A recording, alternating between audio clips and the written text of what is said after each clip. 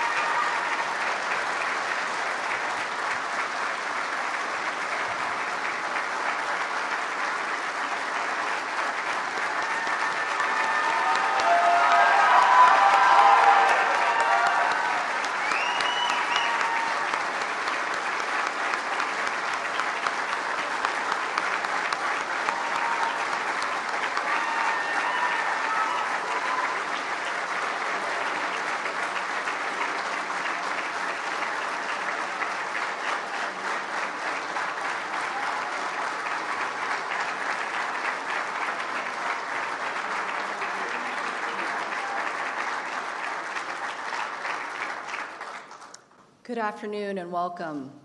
Today we have the great privilege of hosting President Donald Trump and Vice President Mike Pence at CIA headquarters. Since our founding nearly 7 decades ago, CIA's relationship with the President has been essential to our nation's strength and security.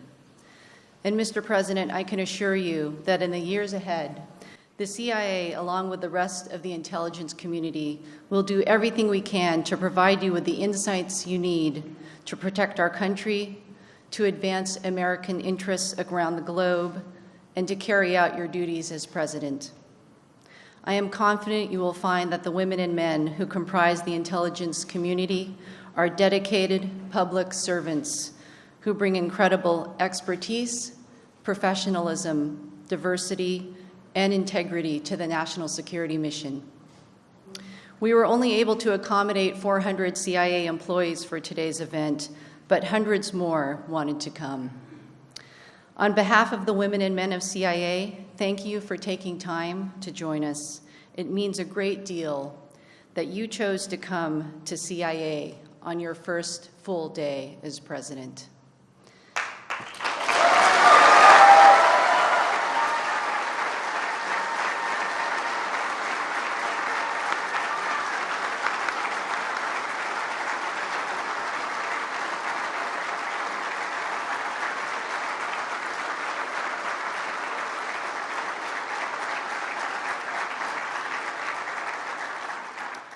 And now it is my pleasure and privilege to introduce the Vice President of the United States, Mike Pence.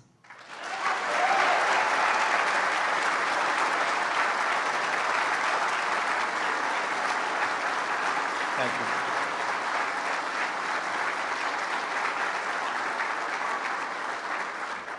Thank you to the Acting Director, Maroy Park. Thank you for 27 years serving the United States of America here at CIA with great distinction.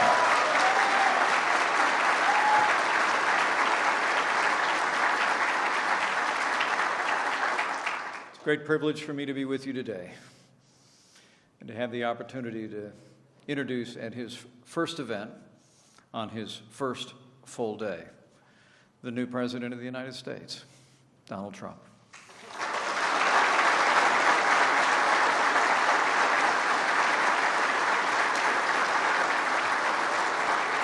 As you can imagine, it's deeply humbling for my family and I to find ourselves in this role. I'm grateful to our new president for the opportunity he's given me and the opportunity the American people have given us to serve.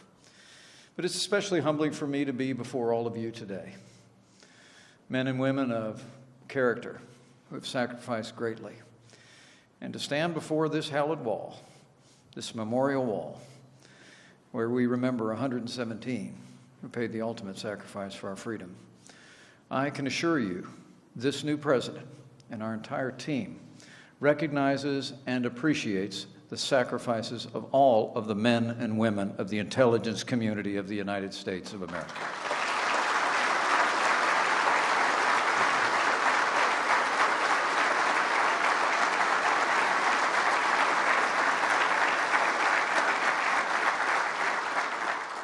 I've gotten to know our new president. We've traveled a lot together. when the cameras are off and the Klieg lights are off, and I'll tell you two things I know for sure.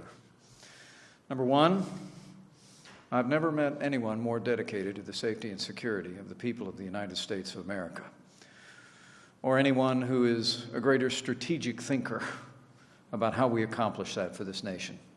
In fact, to understand the life of our new president, his whole life was strategy. He built an extraordinary success in the private sector, and I know he's going to make America safe again.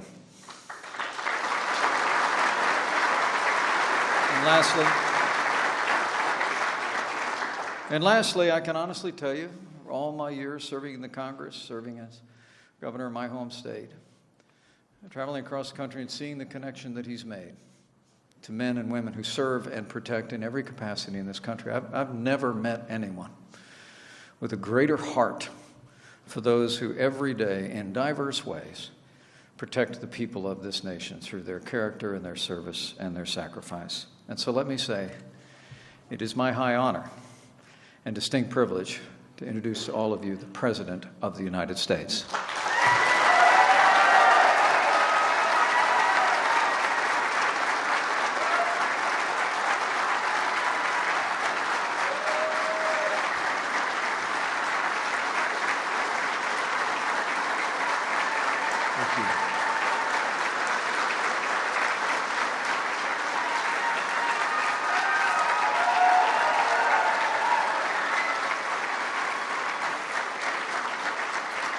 Well, I want to thank everybody, very, very special people. And it is true, this is my first stop, officially.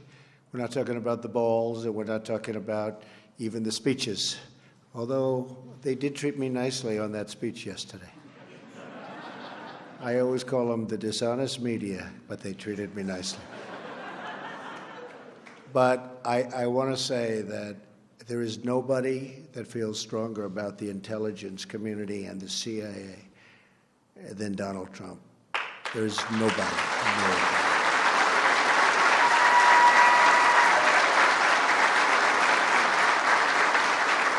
And the wall behind me is very, very special. We've been touring for quite a while. And I'll tell you what, 29? I can't believe it. Oh, 28. We've got to reduce it. But that's amazing. And we really appreciate what you've done in terms of showing us something very special. And your whole group, these are really special, amazing people. Very, very few people could do the job you people do. And I want to just let you know, I am so behind you. And I know maybe sometimes you haven't gotten the backing that you've wanted. And you're going to get so much backing. Maybe you're going to say, please don't give us so much backing. Mr. President, please, we don't need that much backing. But you're going to have that, and I think everybody in this room knows it. You know, the military and the law enforcement, generally speaking, but all of it, but the military gave us tremendous percentages of votes. We were unbelievably successful in the election with getting the vote of the military. And probably almost everybody in this room voted for me, but I will not ask you to raise your hands if you did. But I would guarantee a big portion, because we're all on the same wavelength, folks. We're all on the same wavelength, right? Who knows? Took Brian about 30 seconds to figure that one out, right? Because we know we're on the same wavelength. But we're going to do great things. We're going to do great things. We've been fighting these wars for longer than any wars we've ever fought. We have not used the real abilities that we have. We've been restrained. We have to get rid of ISIS. We have to get rid of ISIS. We have no choice. Radical Islamic terrorism, and I said it yesterday, has to be eradicated, just off the face of the earth. This is evil. This is evil. And, you know, I can understand the other side. We can all understand the other side. There can be wars between countries. There can be wars. You can understand what happened. This is something nobody can even understand. This is a level of evil that we haven't seen. And you're going to go to it, and you're going to do a phenomenal job. But we're going to end it. It's time. It's time right now to end it. You have somebody coming on who is extraordinary. You know, for the different positions of secretary of this and secretary of that and all of these great positions, I'd see 5, 6, 7, 8 people. And we had a great transition. We had an amazing team of talent. And by the way, General Flynn is right over here. Put up your hand, Mike. What a good guy.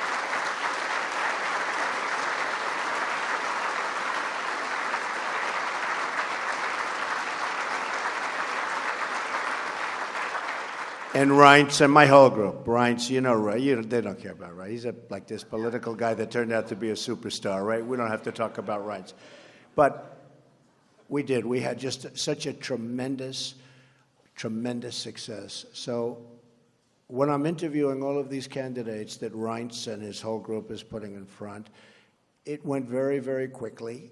And in this case, went so quickly because I would see 6 or 7 or 8 for Secretary of Agriculture, who we just named the other day, Sonny Perdue, former governor of Georgia, fantastic guy.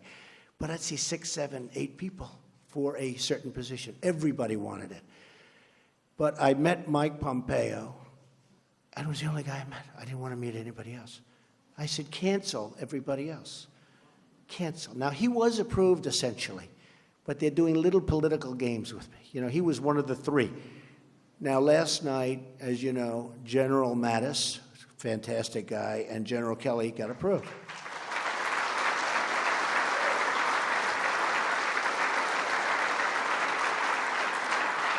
And Mike Pompeo was supposed to be in that group. It was going to be the 3 of them. Can you imagine all of these guys? People respect, you know, they respect that military sense. All my political people, they're not doing so well. The political people aren't doing so well, but you. We're going to get them all through, but some will take a little bit longer than others. But Mike was literally, I had a group of, we have 9 different people. Now, I must say, I didn't mind canceling 8 appointments. That wasn't the worst thing in the world. But I met him, and I said, he is so good. Number 1 in his class at West Point. Now, I know a lot about West Point. And to be 1 year, I'm a person that very strongly believes in academics. In fact, every time I say I had an uncle who was a great professor at MIT for 35 years, who did a fantastic job in so many different ways academically. He was an academic genius. And then they say, there's Donald Trump, an intellectual. Trust me, I'm like a smart person. And I recognized immediately. So he was number 1 at West Point. And he was also essentially number 1 at Harvard Law School. And then he decided to go into the military. And he ran for Congress. And everything he's done has been a home run. People like him, but much more importantly to me, everybody respects him. And when I told Paul Ryan that I want to do this, I would say he may be the only person that was not totally thrilled, right, Mike? Because he said, I don't want to lose this guy. But you will be getting a total star. You're going to be getting a total gem. This is a gem. And I just...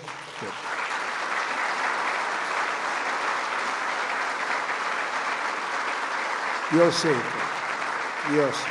And many of you know him anyway, but you're going to see. And again, we have some great people going in, but this one is something going to be very special because this is one, if I had to name the most important, this would certainly be perhaps, you know, in certain ways you could say my most important.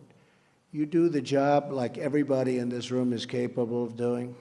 There can be, and the generals are wonderful, and the fighting is wonderful, but if you give them the right direction, boy, does the fighting become easier, and boy, do we lose so fewer lives and win so quickly. And that's what we have to do. We have to start winning again. You know, when I was young, and when I was, of course, I feel young. I feel like I'm 30, 35, 39. Somebody said, "Are you young?" I said, "I think I'm young." You know, I was stopping when we were in the final month of that campaign, 4 stops, 5 stops, 7 stops, speeches in front of 25, 30,000 people, 15,000, 19,000 from stop to stop. I feel young. But when I was young, and I think we're all sort of young, when I was young, we were always winning things in this country. We'd win with trade. We'd win with wars. At a certain age, I remember hearing from one of my instructors, the United States has never lost a war. And then after that, it's like, we haven't won anything. We don't win anymore. The old expression, to the victor belong the spoils. You remember I always used to say, keep the oil. I wasn't a fan of Iraq. I didn't want to go into Iraq. But I will tell you, when we were in, we got out wrong. And I always said, in addition to that, keep the oil. Now, I said it for economic reasons. But if you think about it, Mike, if we kept the oil, you probably wouldn't have ISIS because that's where they made their money in the first place. So we should have kept the oil. But, okay. Maybe you'll have another chance. But the fact is, we should have kept the oil. I believe that this group is going to be one of the most important groups in this country toward making us safe, toward making us winners again, toward ending all of the problems. We have so many problems that are interrelated that we don't even think of, but interrelated to the kind of havoc and fear that this sick group of people has caused. So I can only say that I am with you 1,000%. And the reason you're my first stop is that, as you know, I have a running war with the media. They are among the most dishonest human beings on earth. Right?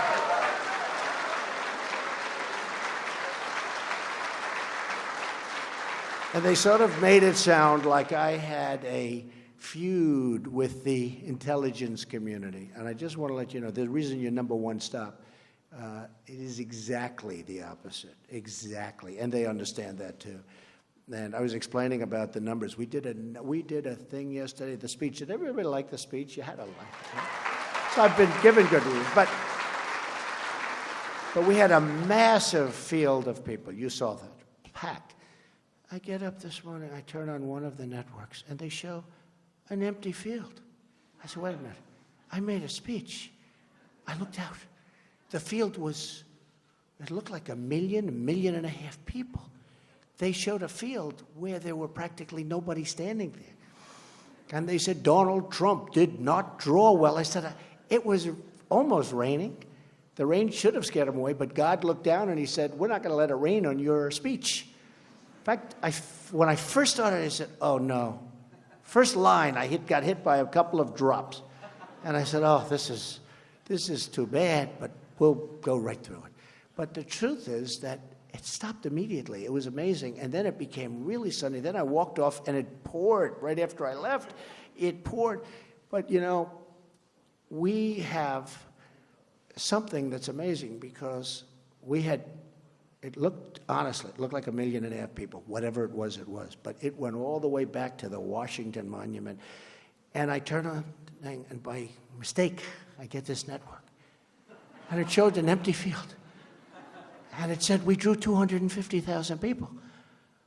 Now, that's not bad, but it's a lie. We had 250,000 people literally around, you know, in the little bowl that we constructed. That was 250,000 people. The rest of the, 20-block area all the way back to the Washington Monument was packed. So we caught them, and we caught them in a beauty. And I think they're going to pay a big price. We had another one yesterday, which was interesting. In the Oval Office, there's a beautiful statue of Dr. Martin Luther King.